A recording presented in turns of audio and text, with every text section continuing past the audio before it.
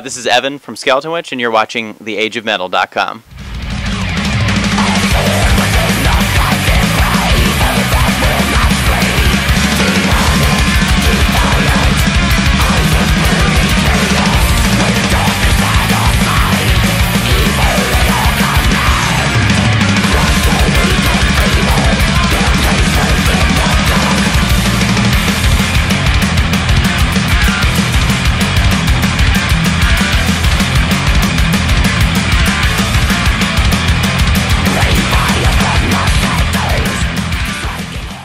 Hello everyone, this is Miguel with the Age of Metal, and I'm here with Evan of Skeletonwitch. How you doing, man?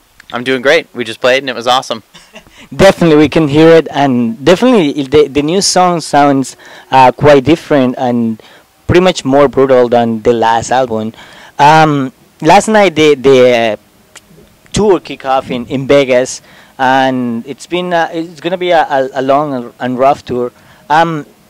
How was Vegas, and what are your expectations of this tour particularly?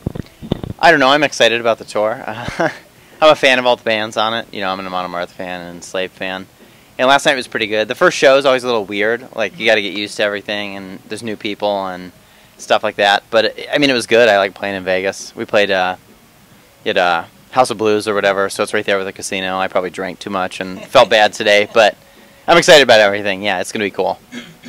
Well, Serpents Unleashed was released in October, and it has a big response, putting the album in a lot of the end of the year list with a really good reviews and a really good feedback from the fans. What was the most difficult part at the time to record this record? It actually wasn't very difficult. We recorded in Salem, Massachusetts, with a guy named Kurt Ballou.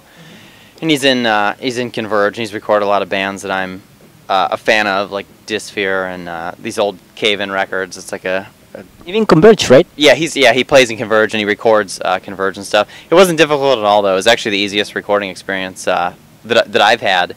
So, you know, nothing was really difficult. I think maybe we labored more over the writing of the record. Like, I think everybody threw in a little bit more. Like, normally Nate, the big red-headed Viking. Yeah. On the other side of the stage, he writes mostly everything, but this time I think everybody contributed a little bit more. You know, Scott wrote more of the songs, and I went a little bit more wild with the bass lines and stuff, and I wrote some more riffs for it and stuff. So, you know, nothing was really difficult besides the writing. We just made sure that we really liked the songs. I think that's important when you do a record, is you know, making sure that you're putting out the best possible thing. You know, if you wouldn't want to listen to it, why would you release it for other people to hear? But definitely. Okay, it's been 4 months that the album has been out. Which was been the most rewarding part of this album so far? Just to see the reaction, kind of like you said, with like the year-end list and stuff. It's when you put out a record, you know, like I just said, you know, if you put it out and don't think it's your best, why are you putting it out? But at the same time, even though you think it's your best, you don't know how people are going to receive it. It's always, you know, there's always this unknown. Like, even though you know it's good, you never know. You know, people could trash it or say it's bad or you know, say it's the worst thing they've ever done. So I guess that, you know, that's always the hard part about it is, you know, is seeing how people are going to react to it. But people reacted well, and that's rewarding in and of itself to see that it's you know, it's sold better than any other record that we've ever put out, and it's good to see the fruits of our labor. We're not one of those bands that, you know, just has had this success come from day one. There's a lot of bands right now that have that happen. It's like a big thing right now as a band puts out a record and they get huge, and then they're playing at theaters to 1,000 people. We've never had that, and that's fine. But it's good to see, you know. The band's been around for 10 years. I've been in the band about 6 years, and it's good to see all that work and blood and sweat that we put into it kind of come to fruition as far as the final product and people's reaction, which is the most important part, I think. Gotcha. Now, the album was produced by Kurt at God City Studios, and I understand that it was the first time working with him. How was the experience of you know, moving for a different producer to working with him? Well, he was awesome. It's always, you know, there's kind of I call it like a butt sniffing stage when you go into a new studio, because you don't know how the guy's going to be, you don't know how he wants to record the record and stuff like that.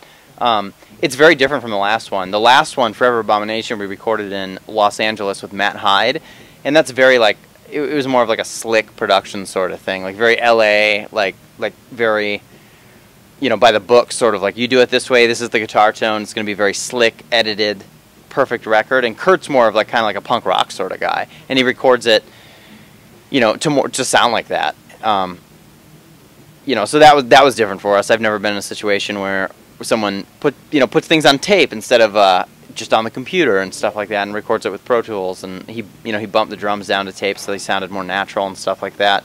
I really liked working with him. It's the best experience I've ever had, and also the easiest too. And that's a big thing, is being comfortable. I think you play better when you're comfortable in the studio. And if you're not comfortable, you're tense, and you can't put forth the performance I think that you want to put forth. So we've talked about and who knows what the future holds, but we talked about even going back to him just because it was such a good experience.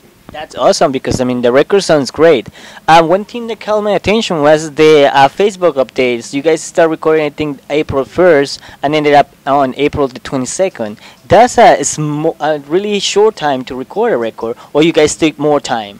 I guess maybe we had 30 days to record, and then some cushion on either end, like we could have gone longer, but we didn't try and hurry or anything like that. We're on Prosthetic, and they're a good label, and they said take your time and spend what you need to spend on the record. Nobody tried to rush us. It just happened that way. We did a good amount of rehearsal for it, and everybody does their legwork at home. When we'd get demos together, everybody would go home and practice to those demos to make sure that they were prepared for it. So it just happened that it went that short. Everything came naturally. It wasn't rushed or anything like that. Great. Well, what happened on Serpents Unleashed that didn't happen on for Abomination? I don't know. We kind of do things the same way when we go into a studio. We record drums, and then guitars, and then bass, and then vocals, and it's kind of the same for us. It's just kind of the producer that makes it different. I think we were a little bit more, as far as what happened on this one, we're a little bit more picky about maybe the way things sounded. Just as far as like the tones of the record. Like we spent more time trying to cultivate like a good guitar tone. And even with the bass tone, I thought maybe I was pissing all the guys off because I spent almost a full day on it. Like with Kurt, and it was me and Kurt, and then Nate and Scott, our two guitar players in the studio, and I was, let's try this bass tone, and then we'll record a song. And I was like, no, it's not right. Let's move the knob just a hair and stuff. So I think we just labored a little bit more over the tones and stuff. We wanted to make it sound natural and live. Everybody always says Skeletonwitch is a live band, and we want to make a record that sounded like we want to sound live. So. And actually it does. Actually, tonight I listened from the back and listened to some of the songs. I was like, wow, it sounds like the record. Now, this Monday, you guys gonna be releasing 100 copies of Serpents Unleashed in a special edition, handmade 180-gram edition. That the profits will go to two different animal shelters in your home state in Ohio. Right. Where does the idea come from, and how people can get their hands on these records?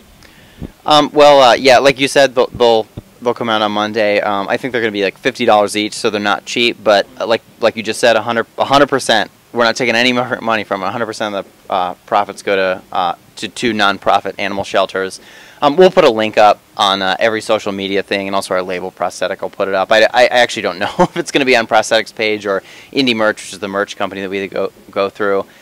The idea for it, I feel like a lot of bands nowadays, have like a Kickstarter and like and all this sort of stuff to raise money for themselves, and it's disappointing. You see these bands do this, they're not working for anything. It's to get money for themselves, and that wasn't the idea behind it. But it's nice to give something back. We're all have pets and are into that sort of stuff, and we wanted to, I guess, release a special edition record, but not be like it's some sort of money grab. We're not trying to, I'm not trying to make extra money, or no one in the band is, by doing this. So we wanted to put something special out there, but at the same time, have it.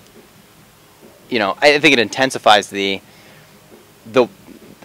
demand for it. Because people, it's $50. It's kind of a lot of money. I don't know if I would even spend $50 on a piece of vinyl, but if it's going towards a good cause, I think it kind of increases the demand of it. So it's just a cool thing to do. You know, it's something we're all passionate about, I guess, is you know, animal rights and stuff like that. So yeah, Chinat definitely is something that has the heart and seems the good intention of the band. Now, I was looking at your merch table and didn't see any of those ones. Are you guys carrying on tour, or no, it's going to be just on one thing that is going to be online? Yeah, it's just going to be one thing that's online. Like you said, it's 100 copies. I think it'll go pretty fast. There seems to be a pretty big demand for it. But that's the whole point, is to raise all that money and immediately give it to those nonprofits. But yeah, it'll be online, and I don't know where it's going to be yet, actually, but we will post about it.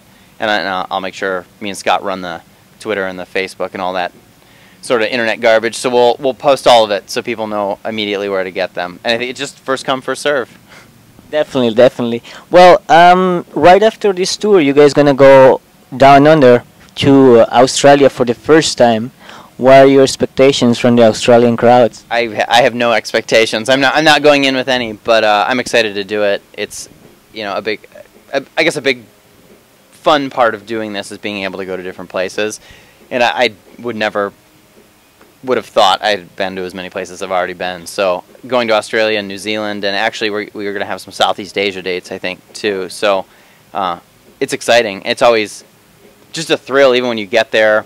You know, it's cool to see places, but when you're on stage playing to people that you've never ever played to before and have no expectations or anything like that, there's kind of there's a rush you get, I guess, from it, because you know, you don't know them, they don't know you. It's this cool thing that you can't recreate unless you play in front of people you've never played to before.